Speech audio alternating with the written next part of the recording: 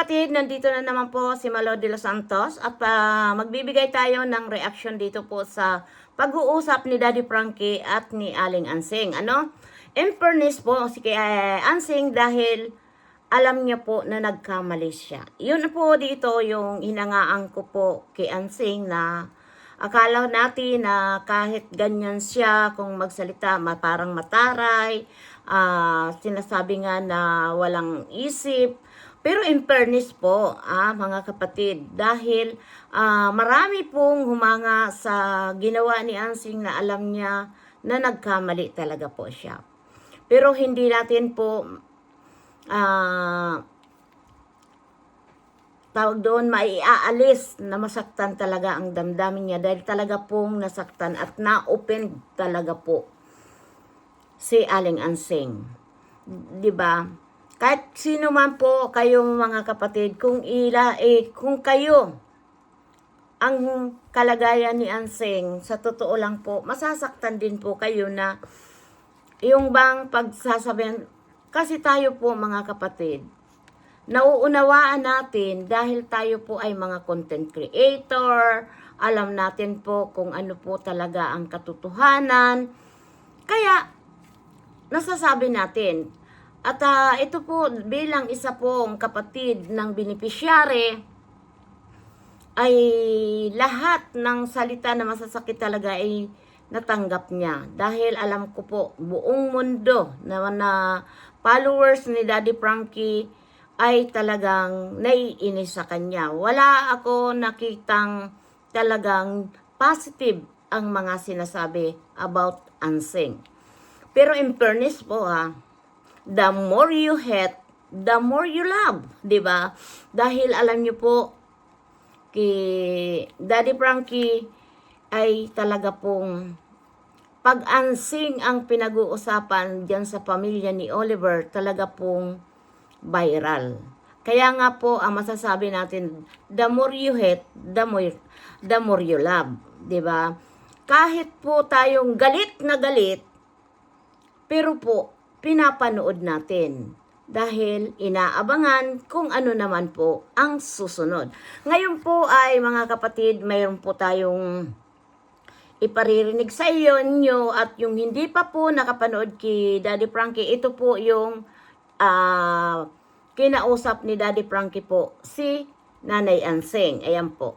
Sinasabi niya sa akin sa Facebook, minamalit niya ako, na porket ganito lang ako, mahirap, ginaganon-ganon niya ako. Wala ka pang nababanggit na nagbigay siya, kahit piso. Tapos ganon siya magsalita sa akin, kung ano-anong masasakit. Sino ba naman hindi masasaktan, Daddy Frankie? Di ba? Kung tutulungan niya yung kapatid ko, di magiging masaya ako. Kaysa magalit pa ako. Di naman nakakatulong, nagsasalita pa ng masakit. Siya pa yung matapang, Daddy Frankie, siya lang naman yung dayo dito sa lugar namin. Siya pa yung matapang na magsalita Gusto ko sana, Nanay Ansing, kaya kita kinausap para maging maayos kayo. Kahit mahirap yung isang tao at mayaman siya, huwag niyang pasalita ng gano'n. Diba, Daddy Tama Frankie? po. Daddy Frankie, tayo na'y tumulong, kaagapay mo. Ayan mga kababayan, dito tayo sa bahay ni Kuya Oliver. Tignan natin. Kumusta ka naman? Hindi nga mabuti, Daddy Frankie. Hindi ko pa makalumot. Kasi alam niyo po mga kapatid, dito po ako talaga pinanonood ko. Pinanonood ko po yung interview o yung kinausap siya ni Daddy Frankie na para gusto nilang pag-ayusin. Para sa akin po talaga, silang dalawa ang nagkamali, di ba? Kauna-unahan pa lang po na vlog ko, sinabi kong may mali. May mali po talaga din si Inday Ukray. Kahit dahil alam natin po, simulat si Ansing, iba talaga po kung magsalita. Ngayon po tayong mga reactor na nagre-reaction po kay Ansing, may nasasabi po tayo. Kaya dito sa nangyari kay Ansing at Inday Ukray, alam nyo po, dapat ito yung may napulot po tayong aral. Kasi alam nyo po mga kapatid, sa totoo lang, kahit po tayo sponsor, ay wag po tayo masyadong ida-down natin yung mga tinutulungan ni Daddy Frankie. Like Nanay Ansing or Aling Ansing. Sinasabi natin na hindi naman siya yung beneficiary, pero po siya po yung kapatid ng beneficiary. Kaya mabablog at mabablog po silang dalawa ni Kuya JJ dahil sila po yung umaharap patungkol po kay Kuya Oliver. Sa ngayon nga po, yung kausap nga siya ni Daddy Frankie, talagang napansin ko po, natanggap naman niya po yung kanyang pagkakamali. Di ba po? Kasi, Hindi, Okray. Yung napapanood kong na Kasi sinasabi po- niya sa akin sa Facebook, minamalit Ayan. niya ako, na porket ganito na ako, mahirap, ginaganon-ganon niya ako. Wala ka pang nababanggit na nagbigay siya, kahit piso. Tapos ganon siya magsalita sa akin, kung ano-anong masasakit. Sino ba naman hindi masasaktan, Daddy Frankie? Di ba? Kung tutulungan niya yung kapatid ko, di magiging masaya ako. Kaysa magalit pa ako. Di man nakakatulong, nagsasalita pa ng masakit. Siya pa yung matapang, Daddy Frankie, siya lang naman yung dayo dito sa lugar namin. Siya pa yung matapang na magsalita eh. Ako sana Nanay Ansing, kaya ayan mga kapatid, at panoorin natin sa vlog ni Daddy Frankie kasi doon nyo po dapat panoorin. Iyan ay sinasabi ko lang po, pinaririnig ko lang po sa inyo para mayroon po tayong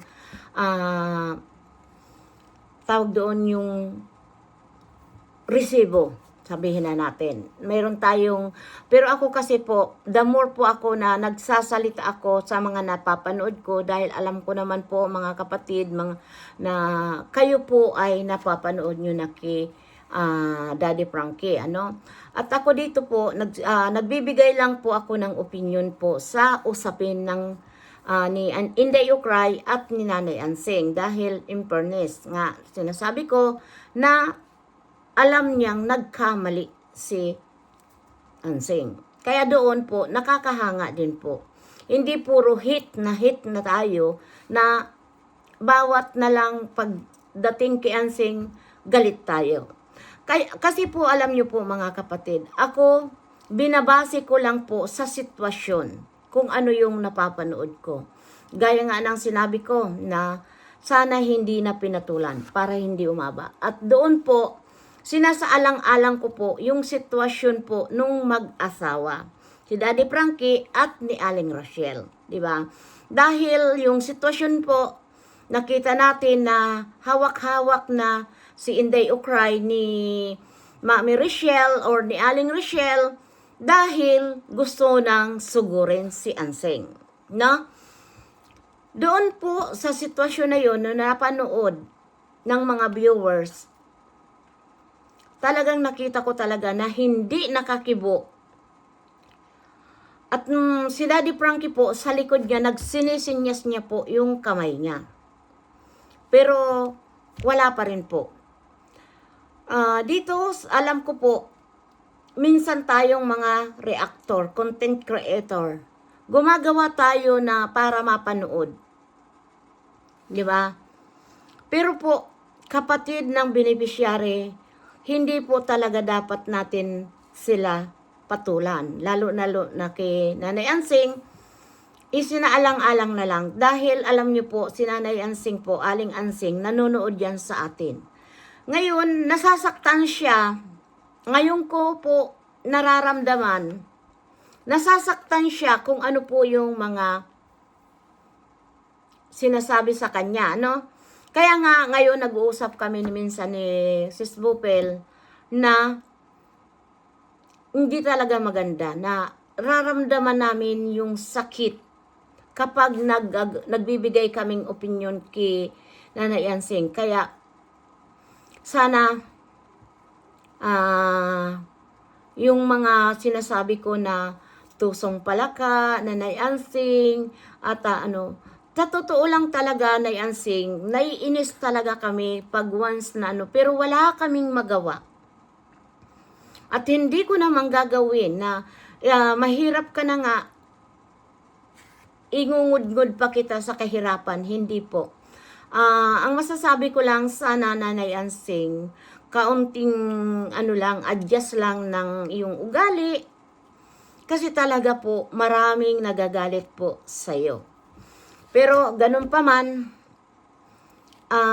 dito sa usapan ninyo ni Inday Ukray, magkapatawaran na lang kayo. Dahil alam nyo po, mga kapatid, Aling Ansing, kami po ay content creator na gumagawa kami ng paraan, yung way na kami po ay panuurin.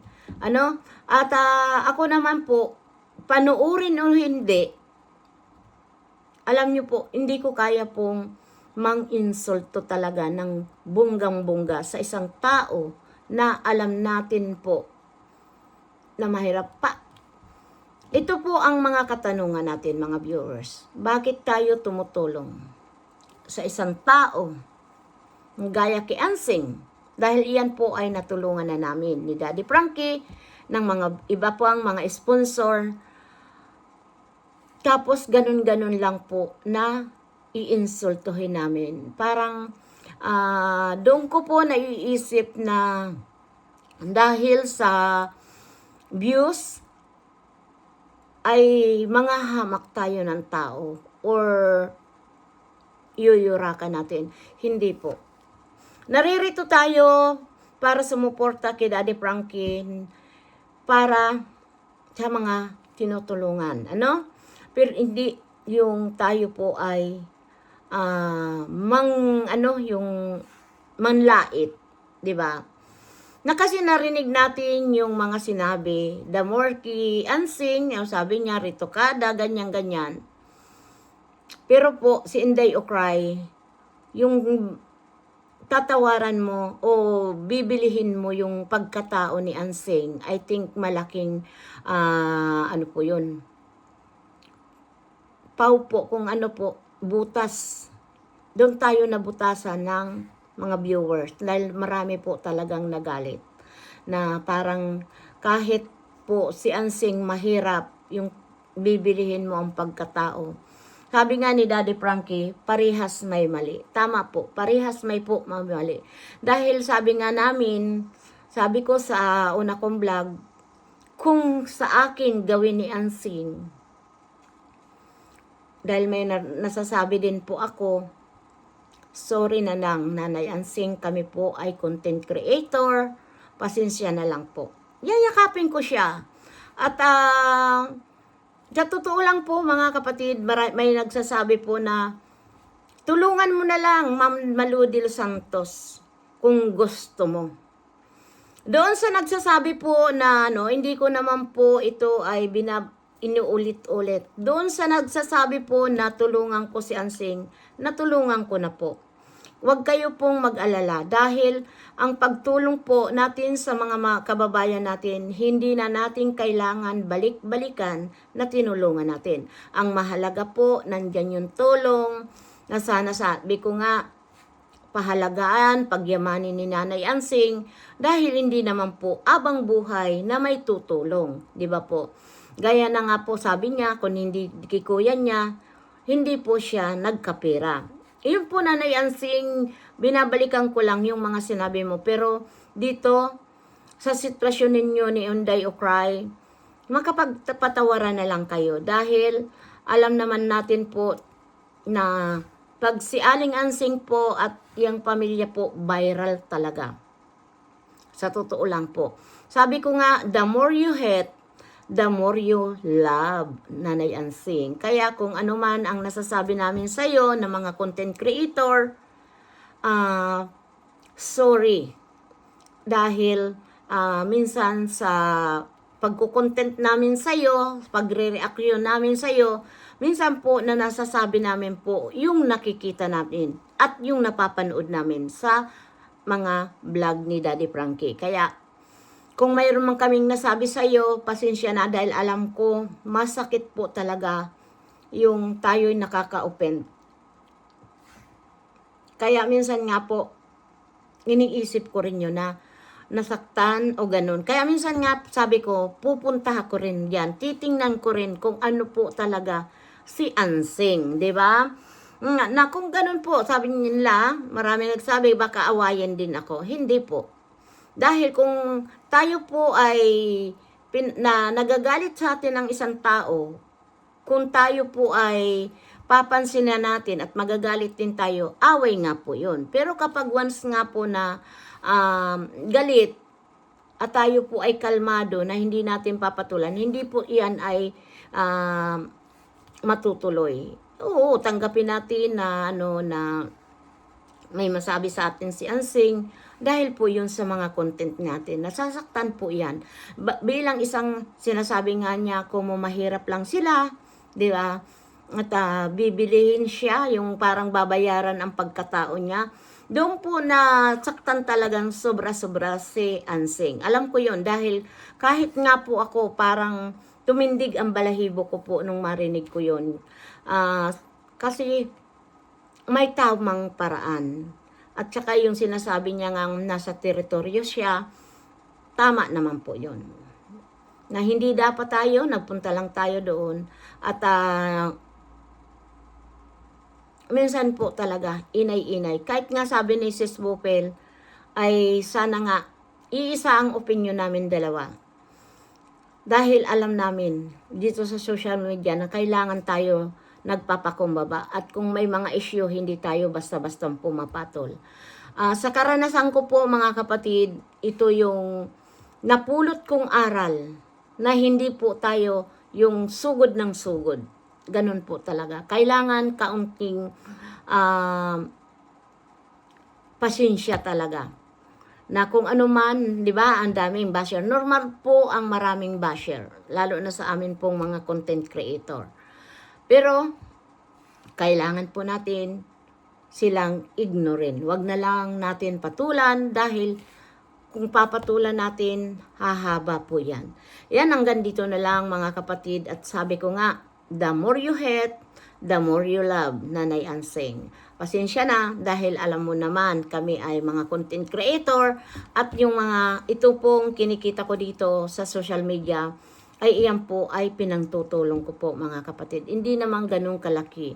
Sabihin na natin 15,000, 18,000 na. Ito po yung huli, 18,000 po dito dahil $334 euro po ang aking sasahurin. Kaya Nanay Ansing, sinasabi ko, kinukontent kita, pinagkakakitaan kita, kaya surprise na lang, di ba?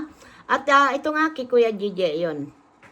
Bilang isang kapatid ni Oliver, dahil tayo po ay nagsusuporta kay Daddy Frankie, panoorin nyo na lang po ang mga upload ni Daddy Frankie.